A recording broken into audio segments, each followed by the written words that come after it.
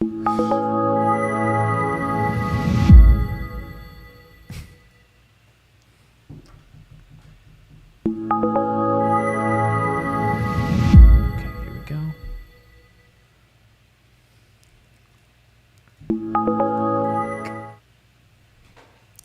happened to the little start? This guy jacks everything up. Welcome to another. I can hear it just fine. Oh, I can't hear shit. Thank you for joining us for another episode of R-Rated Christianity. For those that are watching for the first time, welcome. This is an apologetics podcast. It comes from the Greek word apologia, to give an answer, a defense. We like to tackle issues, theological and societal, and look at things through a biblical worldview, why we believe Christianity is logically consistent, doesn't violate the law of non-contradiction, why the Bible is authoritative and is credible, why Jesus is who he says he was, is, and will always be, that he's God incarnate. Essentially just defending Christianity and the Christian worldview, which seems to be ridiculously under attack today.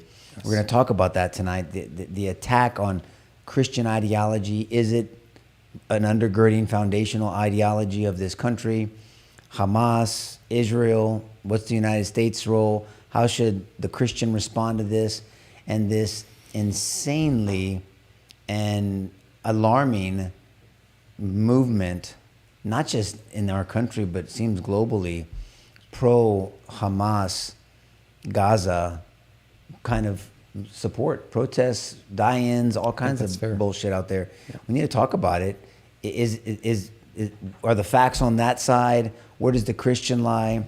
All that's really important. Look, we live in a very different time. The world is changing tremendously right before our eyes. And I can just tell you, someone who's been involved in politics, we're in 2023. I first got into politics in 2009. I mean, actively, as an active role, running for office, being in office in 2015. And after that, and I will tell you, just since, I would say in 8 years, let's just say since I was in office, 2015 to today, that's 8 years ago, things have changed. I mean, the dynamics between both platforms, what we hold sacred as a country, what is acceptable and not acceptable, what is politically correct and not and incorrect. By the way, I'm not a barber. I spilled some crap on my shirt, so I picked up the first shirt, and it's an oversized Guayabera, so screw it.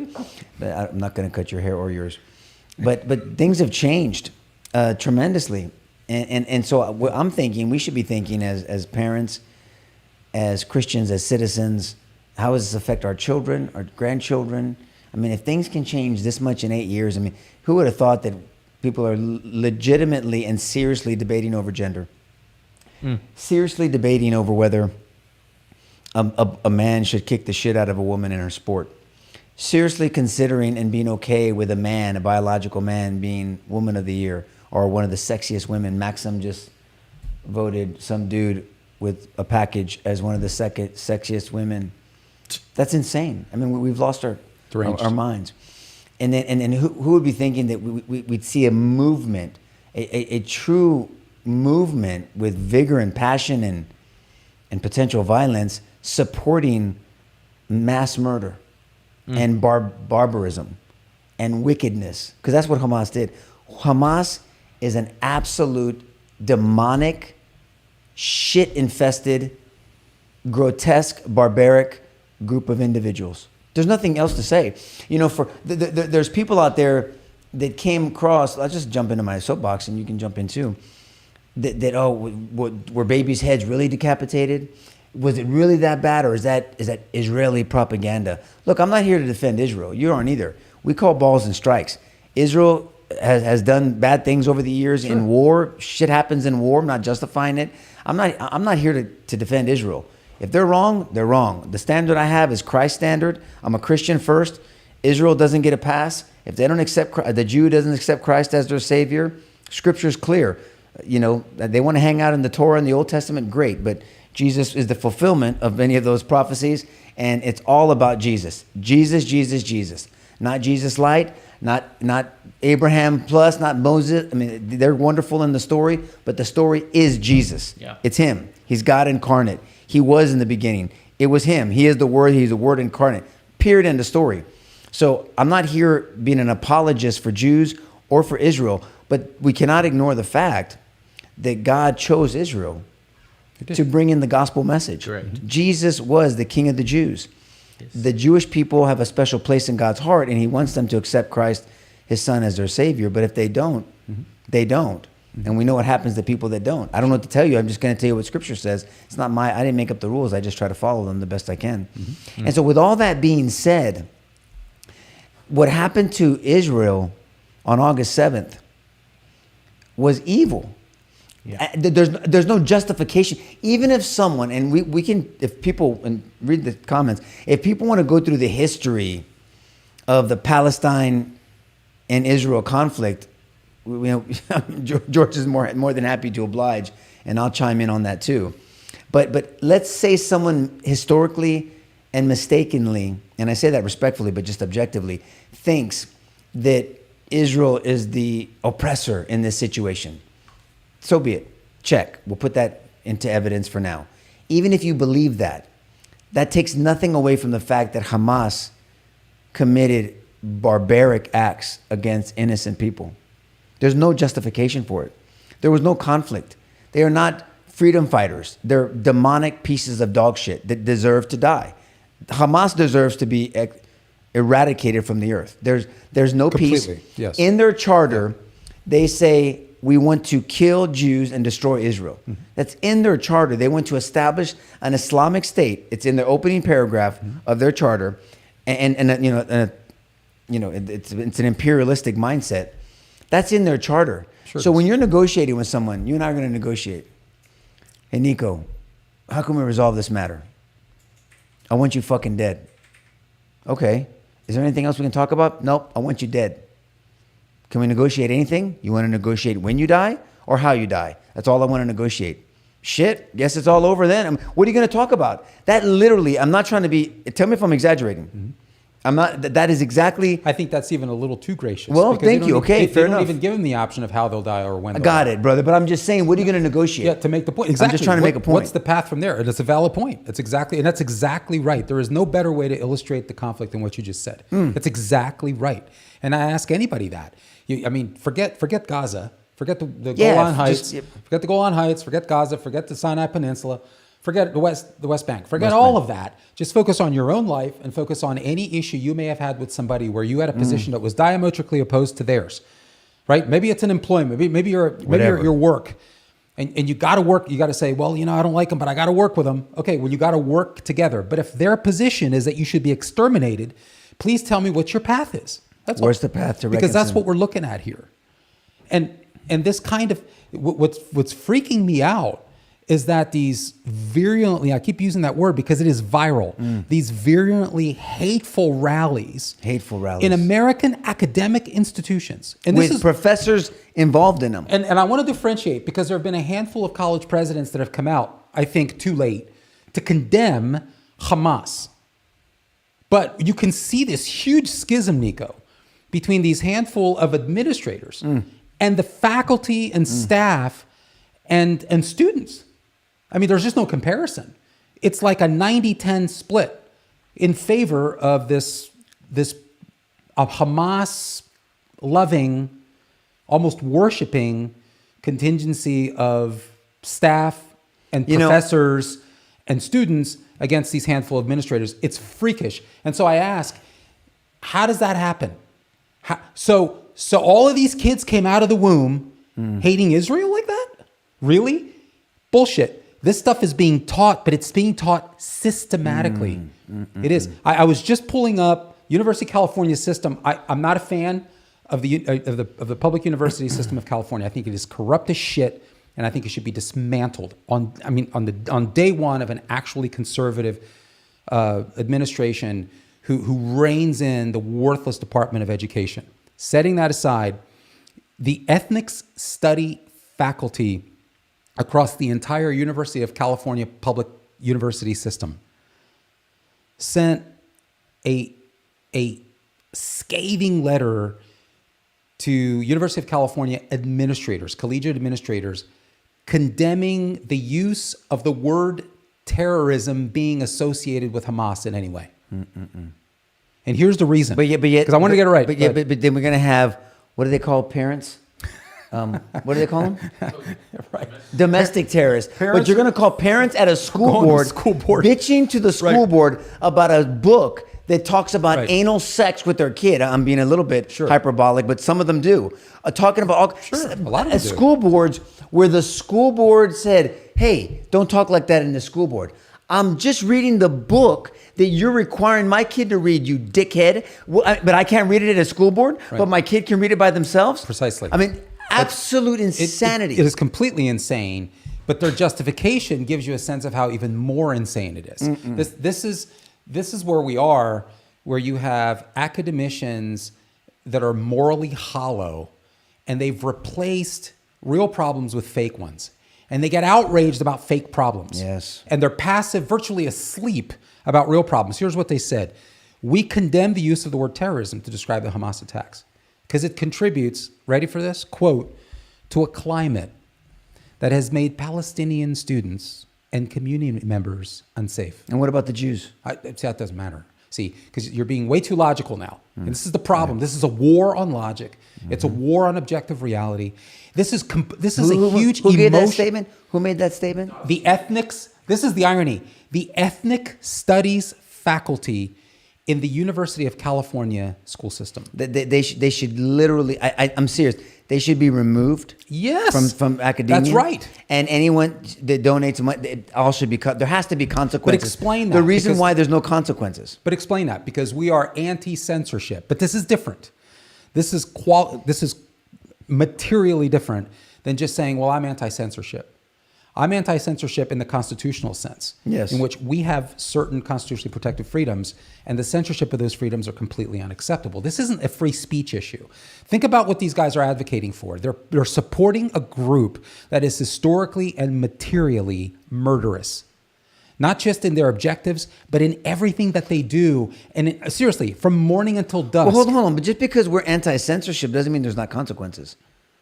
So what I'm saying is, if somebody, if somebody works for you and walks in with a shirt that says "Screw Jesus Christ and all Christians should die," they're not going to work for you. I mean, you say free speech, George, tough shit, bitch. You're not going to accept that. You have a right to let them go. There's consequences to your action. That's all I'm saying. There are. I mean, but this is murderous talk. There's not free. Like I said, we always say you can't yell fire in a movie theater.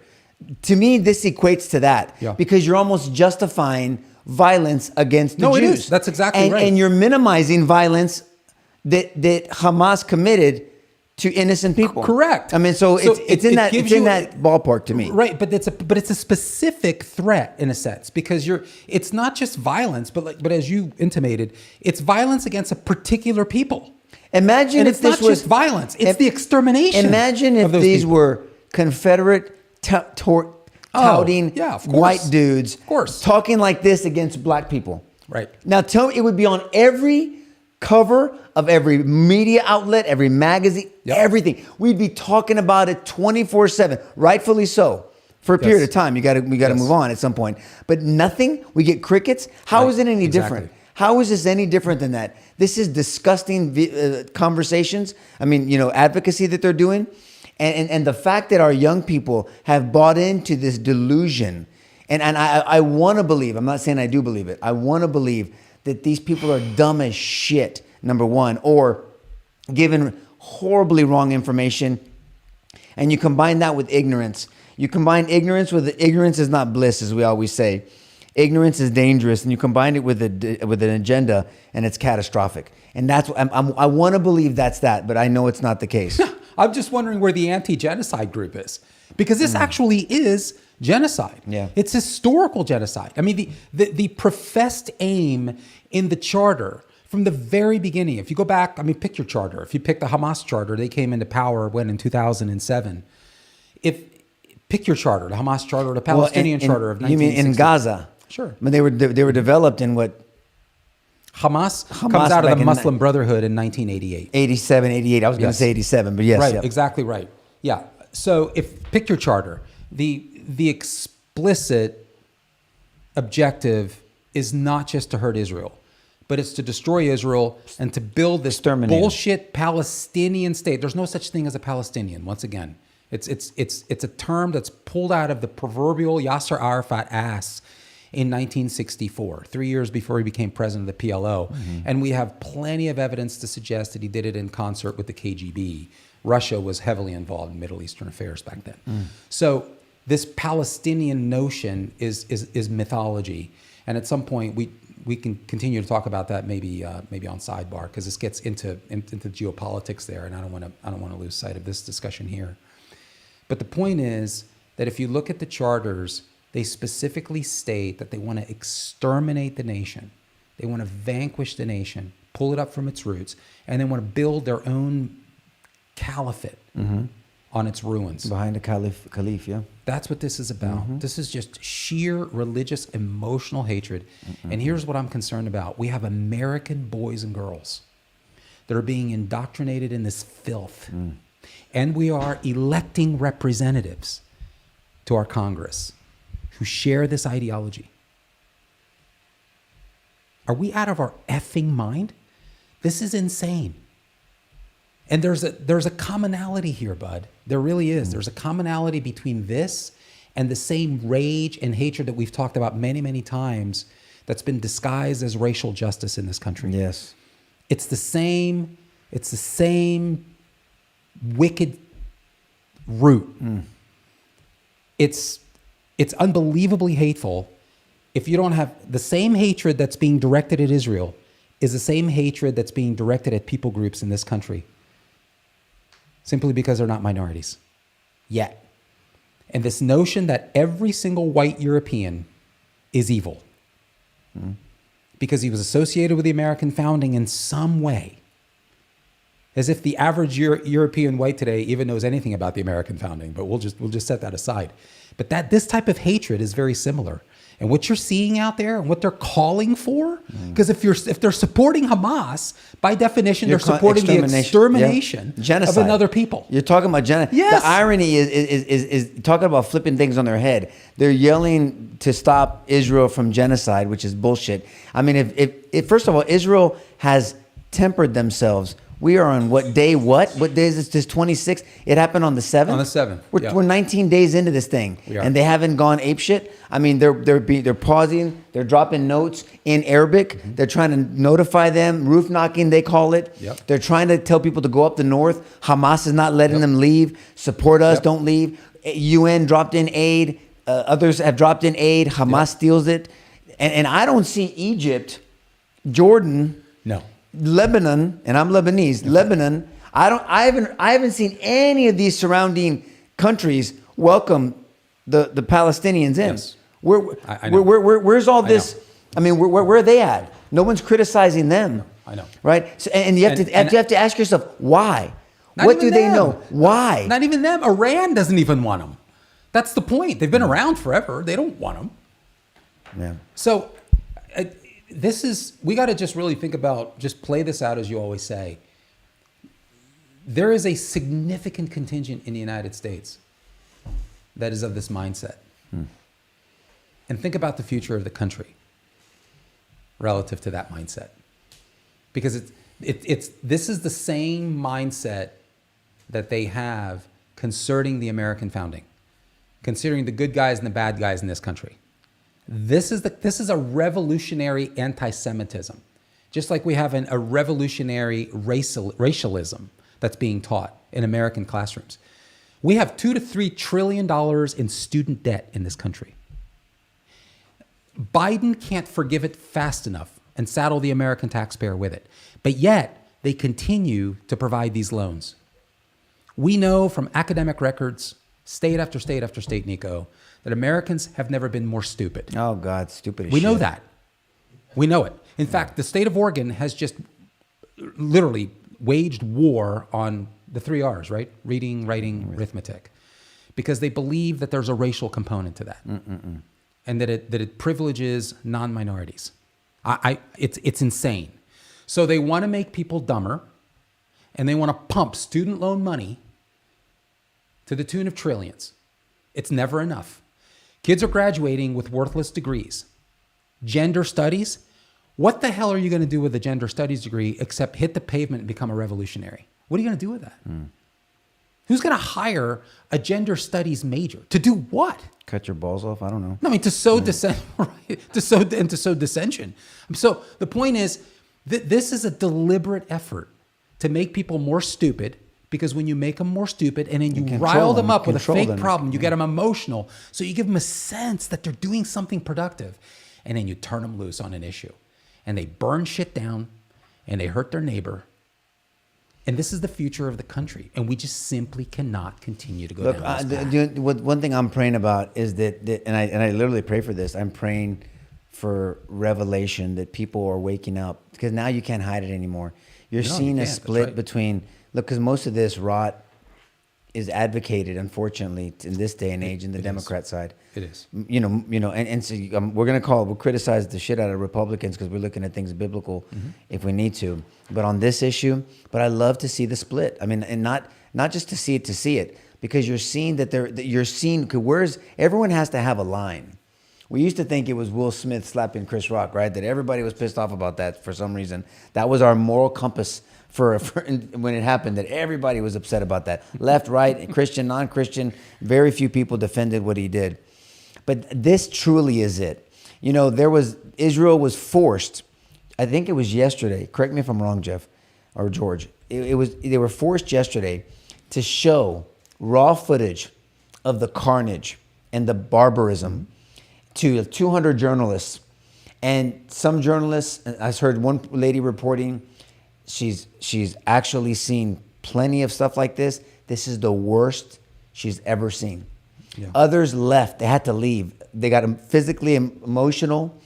It was hard for them to stomach. And these people have seen a lot. Journalists, if you cover this area of reporting, you've seen a lot. And so it's a shame they had to do that. But I'm glad you have to do it. And I'm actually glad, not glad this happened. It's evil, but people need to see it. I'm going to recommend, I saw a lot of pieces. Oh, sorry, go ahead. I was going to recommend a source for people to read, but go ahead, Jeff. No, I was just going to say it was a PBS journalist, which is not a Christian or conservative, outlet. So the fact that there are people on the left side that are kind of seeing this or realizing, okay, I've been spewing propaganda that this is Israel is this apartheid state and they're occupying this and they're doing that. Now they're getting a revelation that this is something that's been going on for almost centuries at this point. This is like on the level of Holocaust denial. Oh yeah. And I've mentioned to you that Dwight D. Eisenhower, who of course was a general at that time before he became president. Oh, tell this story. This is good. Eisenhower suspected very strongly that at some point, and I'll tell the story from the beginning moving forward rather than looking at it historically. Eisenhower witnessed a lot of concentration camps, and he was understandably moved and reviled by what he saw. Castrations, just burnings, an indiscriminate, completely apathetic mass destruction of human life. Starvation. It was beyond disgusting and horrid. And he demanded that photographers capture it in picture. He wanted it photographed. He demanded it be photographed. And the reason is because, look, he says, I know it seems crazy. I know it seems impossible right now, but there's going to come a time, I promise you, when they're going to deny this happened. What a wisdom. That's wisdom right there. So we photograph it. Yeah, we see him. Photograph it because, and then really the Israel sort of slogan that came out of that, and it's become kind of a defining slogan, and part of their preparedness, which and it's another discussion of why they were caught so unprepared for this. This makes the lack of preparation for the 1973 Yom Kippur War look like a walk in the park. This was stunning. I can't believe they were this ill prepared, especially since their slogan really, militarily, Israel, defensively, has been never again, coming out of World War II. Never again. And Eisenhower said, let's capture this so that people can refer back to it and say, oh my goodness, we must definitely ensure this never happens again. Yeah. And I think we're here again. Could we possibly be here again? Right? Yeah. I mean, be denying at this level. I mean, this is to say that the Israelis made it up and that they were exaggerating the specifics, I'm hoping, George, I'm really hoping, praying that churches wake up and see that they need to do their part in setting the moral compass. Look, and we're going to talk about Mike Johnson here briefly from a biblical standpoint, because here's a brand new Speaker of the House who is very overtly a Christian, proud of his faith. I thought his speech was excellent. I knew nothing about this dude. I didn't know who the hell he was. George's like, I know who he, of course George knew who he was. I don't know who the hell this dude was. And I said, this guy, and then I listened to his 18-minute speech. I was very impressed with it. Me too. I don't know how he's acted and voted. I'm just saying his demeanor, his tone, his words, his logic, his delivery was spot on. I always saw him as kind of the genuine version of Paul Ryan. I don't know. I don't know. The monster. genuine, bold, principled version of Paul Ryan. But you know what the irony was? You know that he took a lot of shit for talking about his faith so much. Yeah, he did. Okay. He did. But the irony. No. I want finish your thought. But I just want to say this part. The irony is, if all the naysayers were just to do a wide lens, in big letters over his head is what? In God we trust. Sure. Right. You know, put on our coins and our exchange of value in 1956 roughly, but placed in Congress in the early 60s, right? In 1962, I thought it was, or 60 in the 60s, it was actually went from the coin to Congress, to the people's house. That was the culture of this country. So for people to be so offended about what, dickhead? Look up. Right. What do you think he's talking? That's right. That was the sentiment of this country. Yes. I'm prepared to read that I've read on the show many times, so people that watch on a regular basis, we're like, again, Nico, yeah. 1853 and 1856 declarations from Congress. It's in the minutes, and you know where they're at. And the strong declarations they're making about the Christian ideology and the Christian faith and our founding fathers' beliefs. Yes. Now, it wasn't going to be forced on anybody, but they wanted you to be influenced by it. Sure. That was our culture. It was. And we weren't apologetic about it. Yeah. I'll read them later on. So I'm sorry, George, I cut you off in your thought. I was just going to say that, let's see. He's a Republican. He's a genuine conservative. He's a Southerner. He's a Baptist. And he's a heterosexual. So technically that makes him the Antichrist. Well, and is he white? To the squad. And he's white. Is he white? He's white. And he's white. He's so screwed. of course he's imperialistic, and he's the devil himself. But here's some words from him. Quote, I just took a couple snippets, because he said, I thought it was interesting. He said in his speech, and I'm sure you picked up on this, that God has raised up Congress. All of them, he said. Right, every one of you. And like I said, he's a devout Christian Baptist. For the audience too? He says that he doesn't believe that, hey, there's no coincidences in a matter like this. The Bible is very clear, he says, that God is the one who raises up those in authority. Yep. He raised up each of you, all of us, he says. I believe that God has ordained and allowed each one of us to be brought here for this specific moment and this time. This is my belief. I believe that each one of us has a huge responsibility today to use the gifts that God has given us to serve the extraordinary people of this great country, and they deserve it. But yet the squad can talk about Allah. Everybody else can talk about their religion. If you're Hindu, Buddhist, if you're Islamic, sure, if you're this. Exactly. But the Christian is supposed to be a piñata. And right. At what point does the Christian grab a hold of those church bells swinging between their legs and go and defend and stand up? 2 Timothy 1:7. We're studying that in the men's Bible study. God didn't give us a spirit of timidity. But what does that mean? That doesn't mean be reckless. Be bold. Know what you believe what you say what you mean, and then stand for it. And he did it in such a gracious way. He was unapologetic about it. He was saying, this is what I believe. The irony is, that's what the vast majority of Americans believed in the inception of this country. It was. Yes, and so, and we have to think about and we can talk, and we've done it in other shows, how we've moved so far away from that ideology, so far away from a biblical understanding and a biblical lens that we used to look at this country and world and life and answer questions by. This country, and like I said, I can talk about it. I can share the declarations again. Was overtly Christian. Without question. And predominantly in the 90-something percentile, right? Up until we talk about Engel versus since Vital. Gallup started polling Americans 1962. on this in 1944, it was around 98%. 98%. Yes. Which, If hold you on, go but, back to the play that 40s, out. In the 40s, 98% of this country was Christian. I know, brother. Which tells you why in 1954 they approved, and in 56 implemented "In God We Trust" on our exchange of value. Not to mention in the 60s, And it Johnson becomes in the reminded people's everybody house. of the reason for that, which I thought was really interesting. How he said that the words were placed in the House chamber as a conscious rejection of communism during the Cold War, because communism is a movement in the opposite direction. It's obviously atheistic. I'm showing the transcript as you're talking. And so he went on this. I mean, I want to go back to what he said in that note. He said, God called Congress to help, quote, ensure that our republic remains standing as the great beacon of light and hope and freedom in a world that desperately needs it. And then he went on to stress the value of the Declaration of Independence. He said, man, the statement of the notion that all men are created equal by God. He even quoted G.K. Chesterton. I mean, this is absolutely essential. But he looks like somebody out of the Twilight Zone to these congressmen because of the shift that you're talking about. This used to be commonplace. On both sides.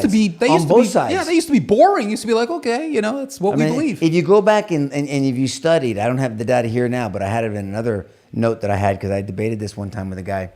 If you look at even the Democrat presidents that called for national day of prayer and fasting, if you really counted, and I have the numbers, National Day of Prayer and Fasting by presidents of the United States.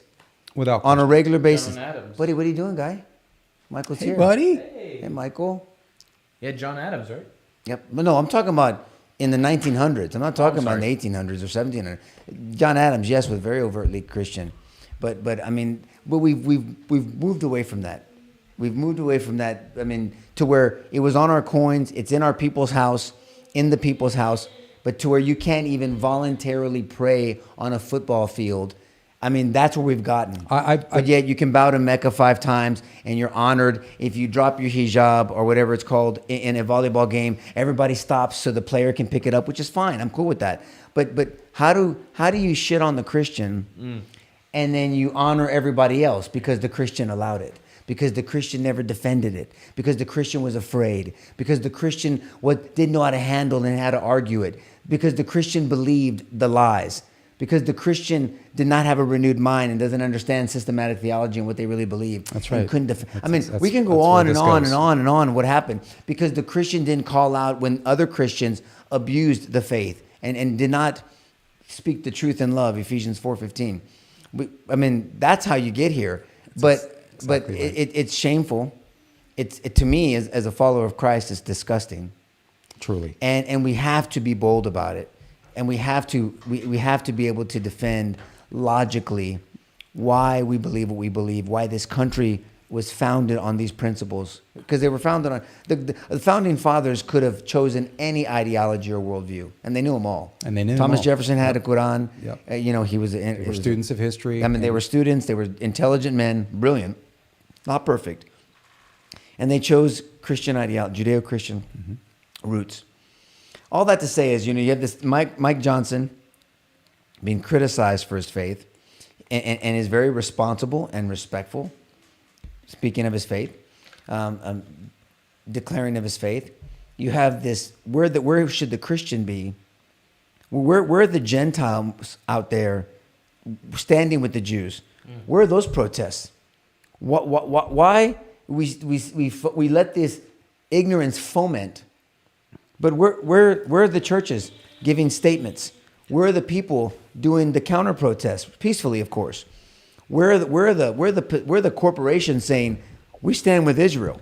I think Where's that? Bill Maher almost prophetically said years ago that to Sam Harris and Ben Affleck, it was 2015 or 16. He pointed out that it's the only religion that is like the mafia, that will kill you if you say the wrong thing or draw the wrong picture or whatever. And so people are fearful of retaliation. Look, we've had pro-Israel in the immediate aftermath of the October 7th attacks. Yeah. I figured you weren't talking about Zoroastrianism. But in the immediate aftermath of the October 7th attacks, we had a resolute pro-Israel movement picking up. We had We had some demonstrations. In fact, they were global. And in virtually every single one of them, you had a small but violent but loud contingent of pro-Hamas and pro-Palestinian protesters who came and shut it down and outshouted them. And you had authorities doing nothing. I mean, this has been pretty consistent. And so the greasy wheel gets the oil. And this is just bullshit. This is not how a republic operates. We have to have law and order, right?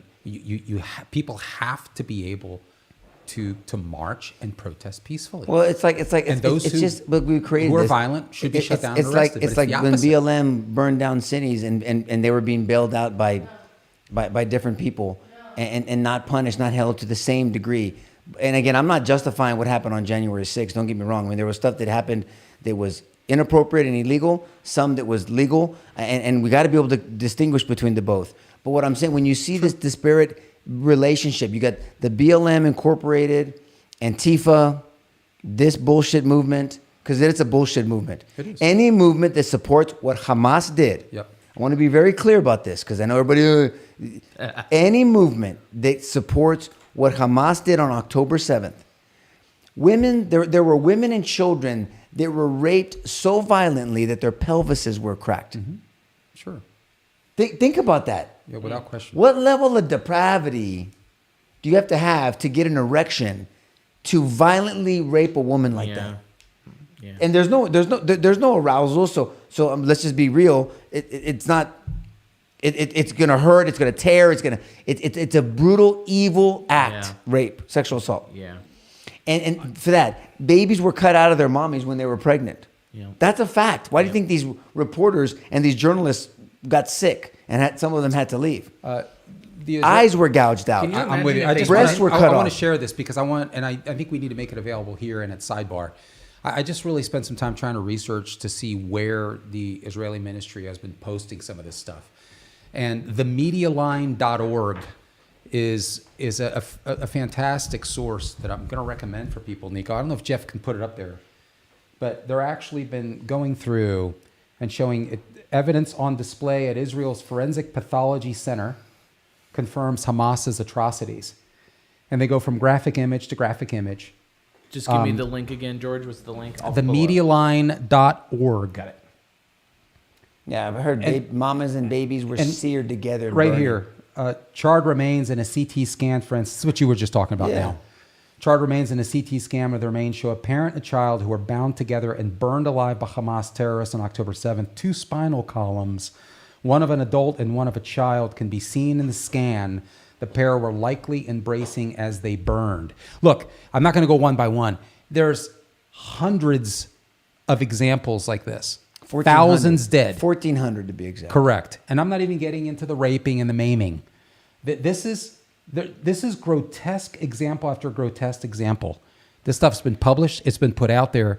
And the idea that this is Jewish propaganda is evil in itself. Yes. And it's a crock of Yes. shit.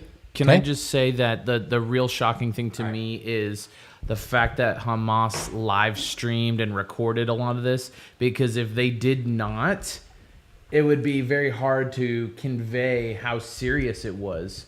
Because if they didn't film any of it or stream any of it, then people would try to dismiss and be like, you got no evidence, you got no proof. You would still have the aftermath. Right. But to see it live is very different. But it's not that they just posted it. It's that they're celebrating it. Yeah.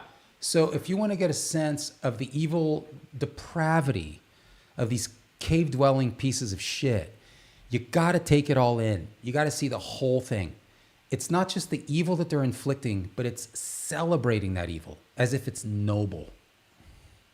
That's what we're dealing with here. And I'm so glad for the leadership that apparently we're seeing now in the House of Representatives under this new speaker. It looks very promising. I'm optimistic. Even all the Democrats announced their support of Israel. Minus 10. Oh, yes. Minus 10. Good for them. The Good for them. pro-Israel declaration was 412 to 10, Nico. Can you imagine? You like that number? 412 to 10.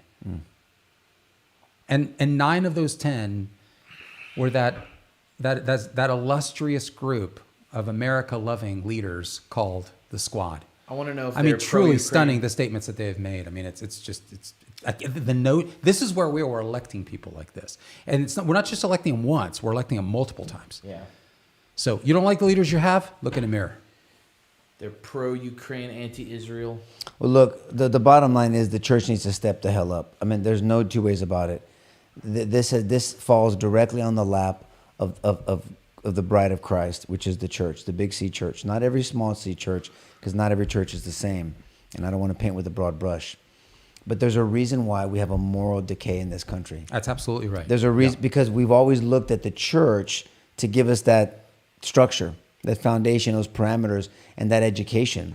And then they got to a point where the church wanted to be PC instead of BC, politically correct instead of biblically correct, and they didn't want to be called meanie. And there was this addiction to being liked over being credible. And then Jesus didn't care about being liked. He didn't try to be not liked. He was loved, by the way, and he was hated. That comes with the territory, because you're always going to have this struggle, this spiritual struggle between good and evil, oil and water. We know that they didn't mix.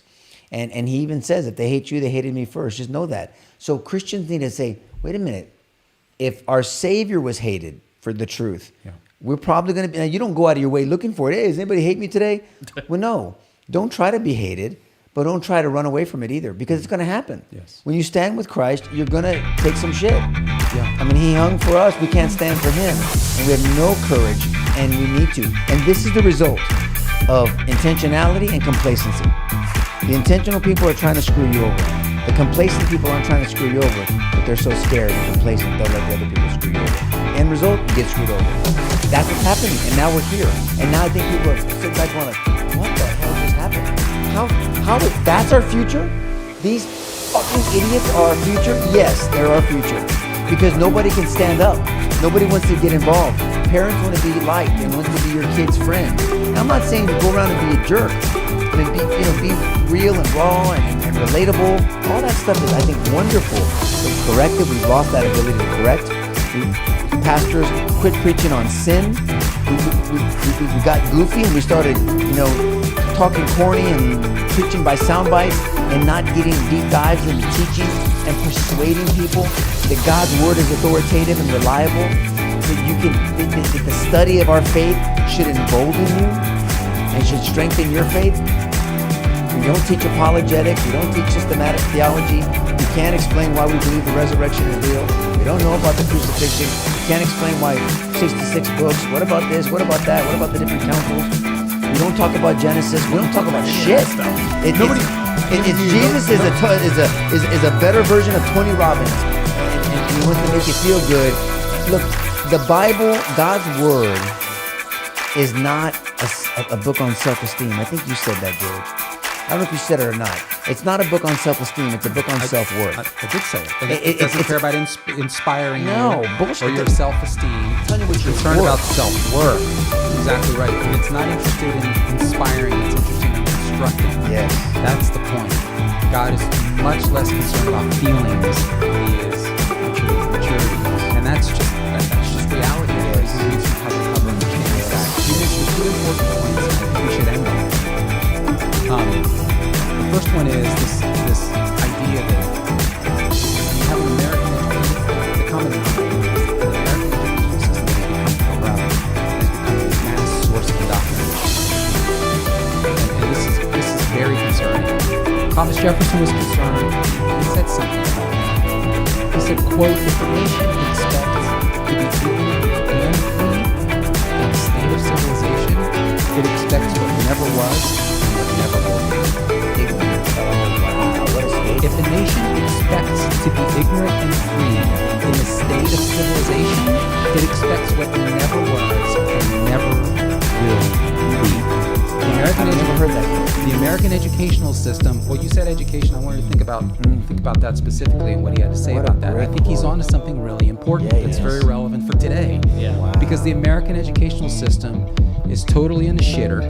It's completely corrupt. And so this state of civilization is getting more and more eroded every single day. And our test scores from school to school show that to be true. And we're watching it disappear before our very eyes. And so we have this situation now where we're teaching kids to align with barbarians. My. And what do you think is going to happen when you set them free in American culture? You're going to have anarchy. What's it going to take then to control the anarchy? Totalitarianism. You're going to need an autocratic, heavy-fisted government to come in and control belligerent revolutionary masses. This shit's deliberate. That's the point. They're creating their own problems so they can make themselves the answer. No, that's right. And the Democrats, I'm sorry, the Democrats know this, and this is why they do everything they can. From subsidizing this bullshit in American academic institutions to letting the border run wild.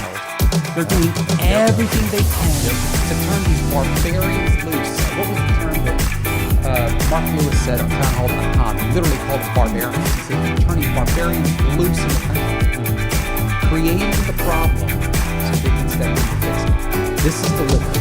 And I know there's a lot of parents who are listening in who have kids that actually have college and universities. I wish it was different. Look, I've got kids in college, so I've had to wrestle with this. I wish that virtually every American dollar that's going into a public university wasn't subsidizing violence and indoctrination that is violent and hateful, fact-free, because they're getting one side of the story. A hateful, fact-free religion that hates America, hates our founding values. I wish that wasn't true, but that is the truth.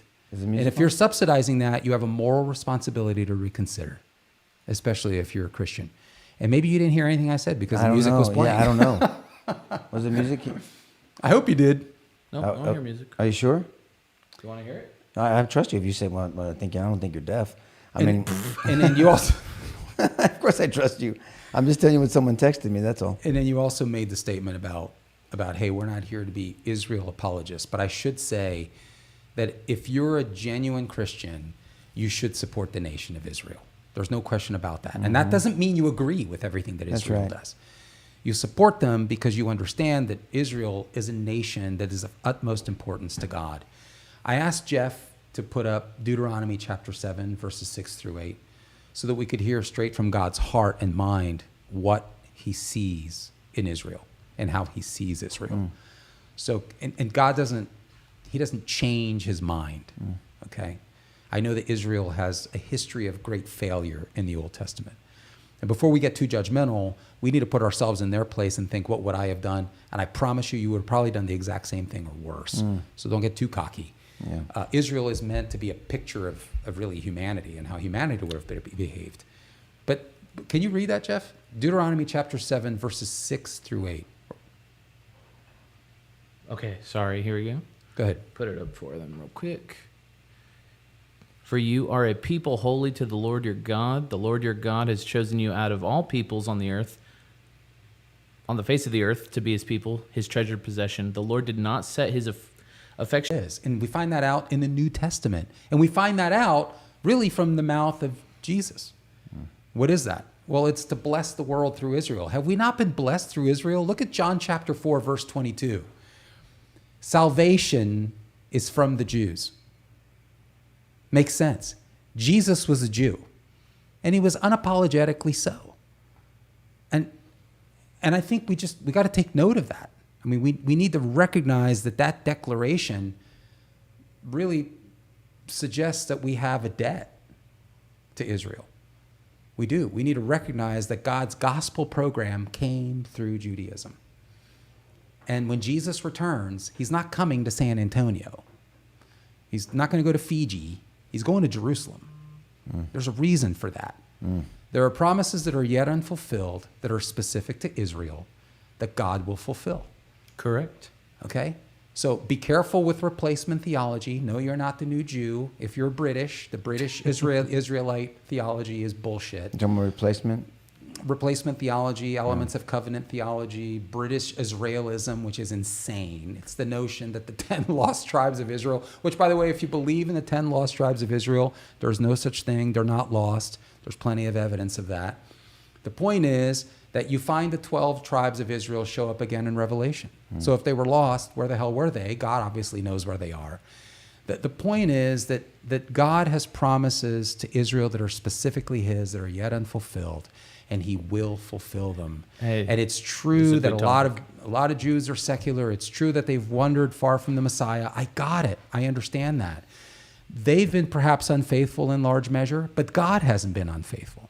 And we as believers are to respect his word, respect his promises, and recognize that if God was to be as fleeting with his promises toward us, we'd be in a world of hurt. So why would he be as fleeting with his promises to Israel? I mean, we're to be praying for the peace of Jerusalem for a reason. By the way, that's what Jerusalem means. It means peace. We ought to be praying for the peace of Jerusalem. And that's Psalm 122. 6 through 9. 6 through 9. Amen. Well, guys, look, this is just, to me, illuminating and exposing the confusion. I want to believe it's confusion, but it's not just that. And the moral rot of this country. And why there's the time to stay silent, the time to have a safe life. Safe meaning, what I mean is, I don't want to say anything. I don't want to stand for this. I don't want to make my opinions known. Shit, everybody else is. Right? Everybody else is. Right. And if a lie goes unchecked, it becomes the truth. And I said this, I think, on the first show we ever had, 4.5 years ago, whenever it was. Whatever the church avoids, the enemy invades. Mm-hmm. We've seen that over and over again.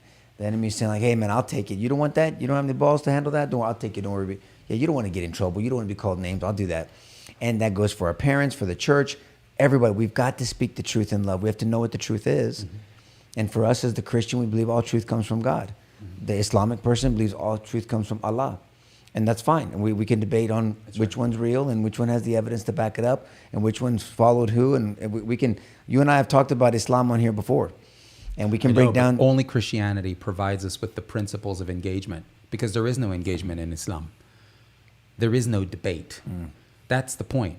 It's the Christian worldview that creates the climate, to use that ridiculous word that the ethnic studies professors used about being concerned about a climate that Palestinian students may be unsafe in. Well, it is the Christian worldview that creates a climate in this country that became the foundation for our jurisprudence, that creates an environment where we can actually debate ideas. No other religion would have provided that climate.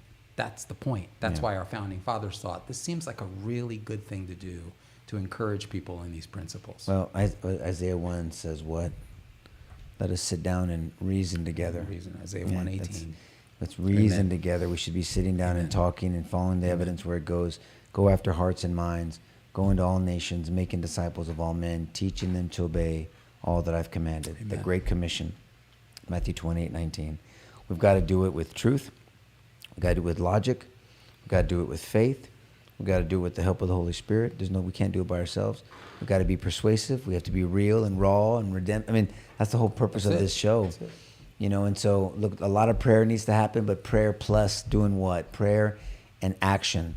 I mean, Jesus didn't say go into all nations, praying that all men come to me, you know, teaching them to obey. Right. We're called to do something. Yeah. Go, teach, persuade, teaching them to obey. Go, you know, all nations. Mm-hmm. That's action. It is. So we got to do that. Guys, thanks for putting up with us tonight. I hope you get involved in as many conversations as you can with your young people around you, with older people around you. Pray for courage that you'll stand up for the truth. Educate yourself, ask questions, research, do your homework, and stand for Jesus because he hung for you. God bless you guys. Hopefully see you next week. Amen. So we bombed Syria.